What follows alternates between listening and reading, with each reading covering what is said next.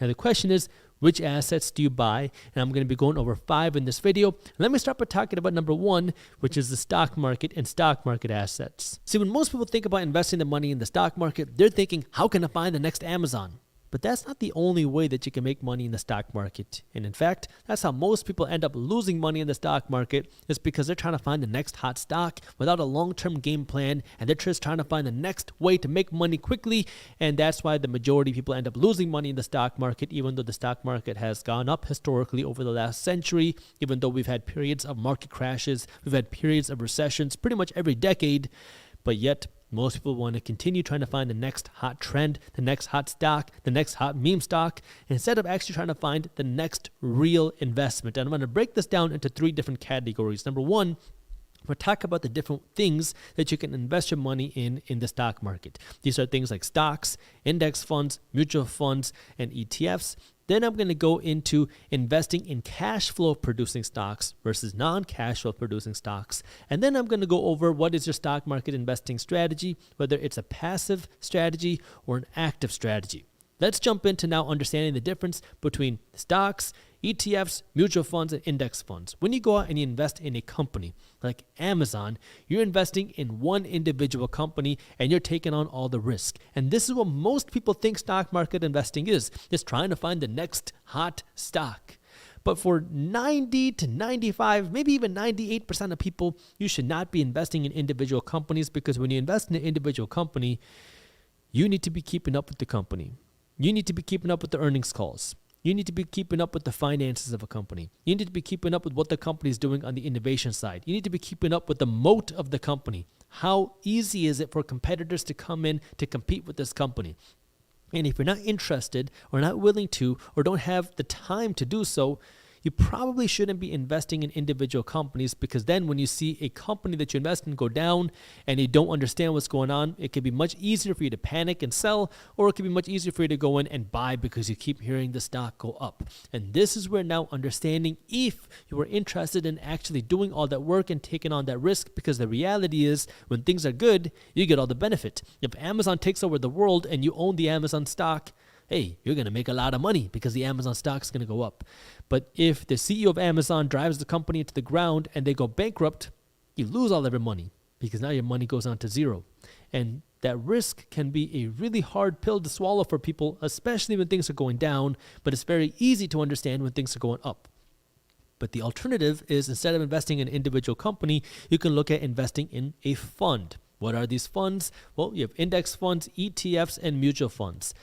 The way the index funds work is these are what are considered passively managed funds, meaning they give you exposure to a certain group of stocks which is managed by a computer, which means that the fees that you pay on these funds are significantly lower than when they're managed by, say, a person. So there are index funds that give you exposure to something like the S&P 500, which is a group of the largest 500 companies on the stock market. And if one of the companies in this fund starts to struggle and they're no longer one of the 500 largest companies, a computer can kick that company out and put a new company in, that way it's all automatic. So you have index funds that can give you exposure to many different types of funds, like the S&P 500 is one. There are index funds that can give you exposure to the Dow Jones. There are index funds that can give you exposure to the NASDAQ. There are index funds that give you exposure to healthcare stocks. There's a lot of different types of index funds out there, but these are generally passively managed, so the fees are less. The second thing about index funds is that there are restrictions to how often an index fund trades. So if you wanted to go out and buy the Amazon stock, you can buy and sell that stock in a second. Versus with an index fund, they generally only trade one time a day. This way, you don't have that same volatility, and you can't have people just buying in and out of index funds. You can buy it or you can sell it once in a day, and that's it, because these are long-term investments.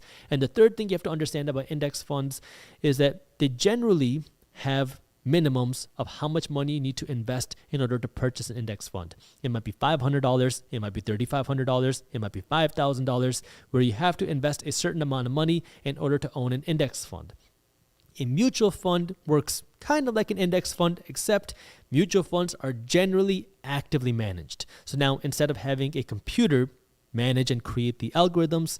With a mutual fund, you generally have a person, a money manager who is working to try to beat the market. Now, this might sound good in theory, but many times this higher fee is not going to justify the returns that you get. Because what we've seen happen over the last decade, Moody's did a study and they found that about 75% of the time, a high-paid money manager managing the mutual fund did not outperform the market. Meaning if you just bought a low-cost fund, you would have gotten a better return after factoring the fees. So is a mutual fund ever worth it? No. Just understand that the higher fees are going to make it less attractive, so you want to pay attention to the fees. Mutual funds also trade generally one time a day, and they also generally have a restriction on how much money you need in order to go out and buy a mutual fund. Then you have ETFs, which are kind of a hybrid between index funds, mutual funds, and stocks, because ETFs can be either passively managed or actively managed, just depending on whatever the ETF is. But the big difference between ETFs and index funds and mutual funds is that ETFs trade just like stocks, meaning you can buy in and out of an ETF as many times in a day as you want because they trade just like stocks. So if you want to buy an ETF in the morning and sell it in the afternoon, you can do that. And generally, ETFs don't have minimums of how much money you need to invest if you want to actually own an ETF. So what is the right thing for you? Well, this just depends on what your goals are and what you like. Me personally, and I can't tell you what to do. You got to always do your own due diligence and never blindly trust a random guy on YouTube. Don't do what I do. I'm just telling you what I do. I personally like ETFs because they're the most convenient and they're easy for me to purchase and they're easy for me to sell. And I like that convenience factor with ETFs. So for me, I like ETFs.